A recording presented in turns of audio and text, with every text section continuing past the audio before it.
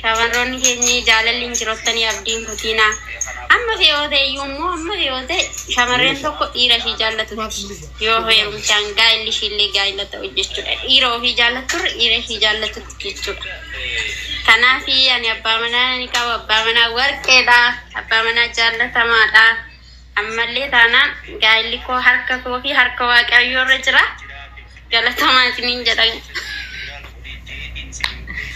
galatoomii anillee shumatan akka ummata kana dabarsitu barbaadeni dhuguma abbaa manaa warqee qabda hin beekna nusi ani beeka ummanni kunillee xiqqoo haadhagaan jedhetani ulfaadhu galatoomii.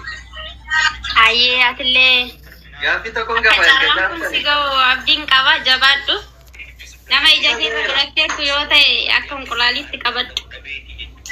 Isa ga'eera isarraas waan baay'ee barachaa jirra kan isaas guyyaa tokko nuuf qooda. Kan nama bicha dhaga'uuti guyyaa tokko sirriitti nuuf qooda jedheen yaada. Asirrattis ergaa shamarraniiti erga gaafatamte gaaffii tokko bichaanti gaafadhaan yeroo biraatti deebina. Yeroo fakkeenyaaf namni jireenya isaa keessatti hin aaru hin jedhamu hin rakkatu hin jedhamu